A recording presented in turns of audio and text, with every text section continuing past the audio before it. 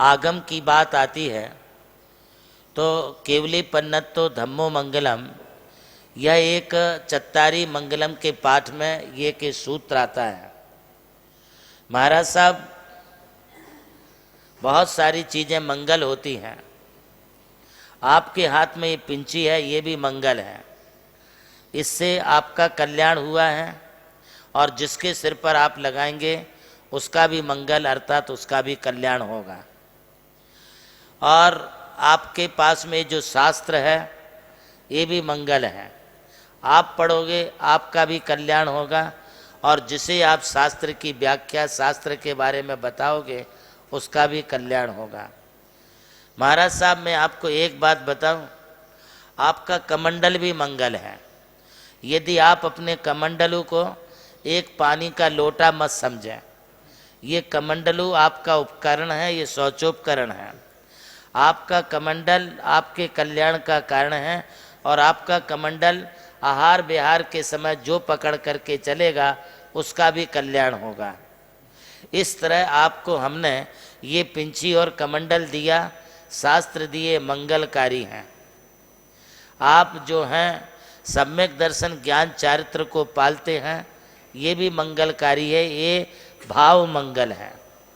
पिंची कमंडल शास्त्र ये द्रव्य मंगल है। द्रव्य मंगल भी जरूरी है और भाव मंगल अत्यंत अनिवार्य है। बिना भाव मंगल के तुम्हारा पिंची कमंडल क्या करेगा? कुछ नहीं कर सकता है। ये जो आपके लिए आज जैनेश्वरी दीक्षा मिली है, आप जो नग्न निर्ग्रंथ दिगंबर अवस्था को धारण किए हैं, ये आपने जो वस्त्र छोड़े हैं ये आपने अपने मन से नहीं छोड़े हैं, इसे आपने भगवान की आज्ञा समझ कर के त्याग किया है। ऐसे तो नग्न घूमने वाले बहुत हो सकते हैं, किंतु वो नग्नता मंगलकारी नहीं है।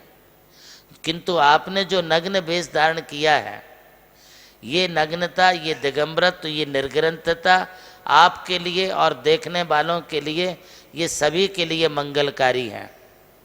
और यह जो रूप आपने लिया है, ये दीक्षा जो धारण की है, ये निर्ग्रंथपना जो धारण किया है, ये किसकी आज्ञा से लिया है? ये जिनेंद्र भगवान की आज्ञा है।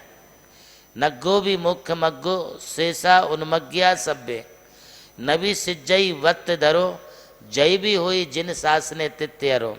यदि जैन शासन में तीर्थंकर भी वस्त्रधारी हैं तो उनके लिए भी मोक्ष की प्राप्ति नहीं होगी। नग्नता से ही मोक्ष का मार्ग होगा और कोई दूसरे मार्ग नहीं है। निर्ग्रंथता के सिवाय जितने भी मार्ग हैं वे सब उन्मार्ग हैं। इसलिए आपने जो दीक्षा ली है ये जिनेंद्र भगवान की आज्ञा है। आप ऐसे कपड़े खोल करके भागोगे, घूमोगे, जाओगे, कोई भी पत्थर उठा के मारेगा। किंतु आपने ये दिगंबर वेश धारण किया है, आप चलते हैं तो लोग आपके लिए हाथ जोड़ते, चाहे वो जैन हो या नान जैन हो। आप कहीं भी खड़े हो जाते तो लोग आपके लिए आदर देते। ये आपका प्रभाव नहीं है, ये जिनेंद्र भगवान की आज्ञा का प्रभाव है। जो जिनेंद्र भगवान की आज्ञा में चलेंगे उनका प्रभाव, उनका प्रताप हमेशा बढ़ता रहेगा।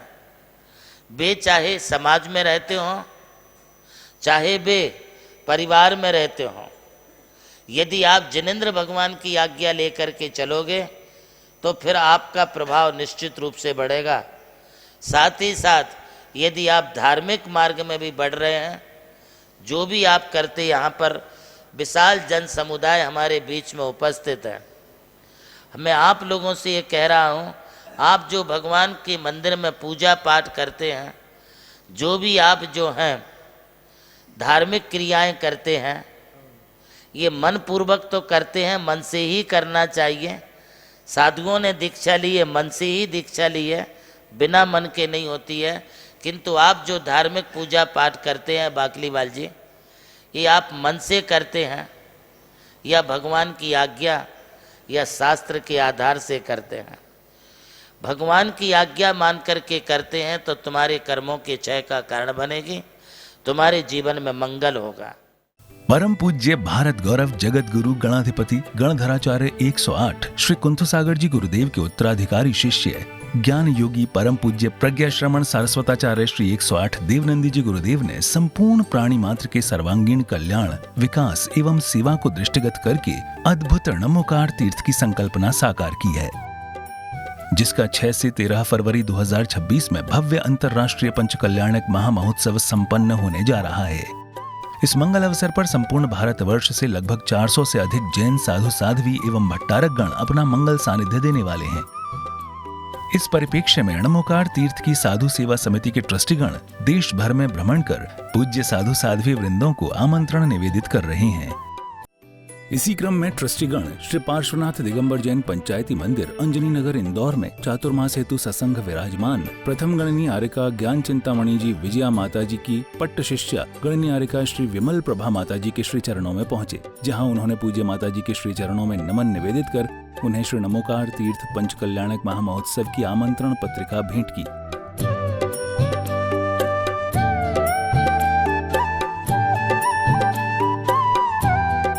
परम पूज्य गणनीय आर्यिका श्री विमल प्रभा माता जी ने भी सहर्ष आमंत्रण पत्रिका स्वीकार कर समस्त ट्रस्टीगणों को अपने मंगलकारी आशीर्वाद से कृतार्थ किया।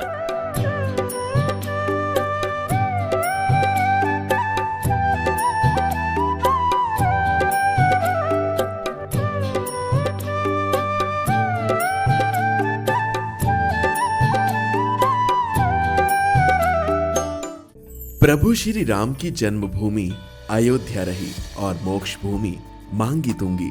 इसी यात्रा में उनके चरणों की रथ से पावन हुई ये भूमि राम टेकड़ी, जहां अनादि निधन महामंत्र नमोकार को समर्पित दिव्य तीर्थ का निर्माण हुआ।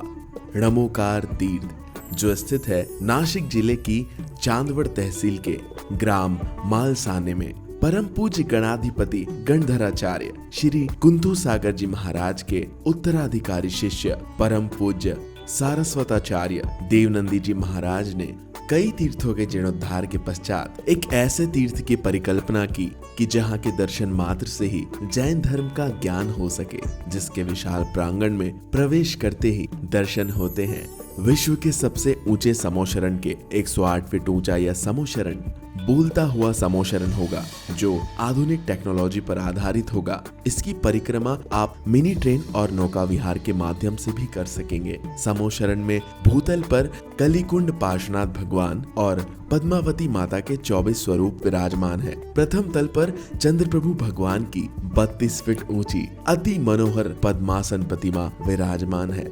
विश्व के सबसे ऊंचे पंच परमेष्टि के 51 और 31 फीट की प्रतिमाएं भी यहाँ पर स्थित हैं। साथ ही जैनागम के महान गुरुओं को समर्पित अति सुंदर गुरु मंदिर है। ध्यान कक्ष, ग्रंथालय, संत भवन, 22,000 स्क्वायर फीट का विशाल पिलरलेस हॉल और 200 से अधिक कमरों की धर्मशाला, भोजनशाला, समाज जन हेतु कम खर्च में मांगलिक आयोजन के लिए मंगल कार्यालय और आगामी योजना में है जैन नॉलेज सिटी। और इस भूमि पर आकर आपको अनुभव होगा नमोकार केवल एक तीर्थ नहीं, एक दिव्य अनुभूति है। वो अनुभूति आपकी भी प्रतीक्षा में है।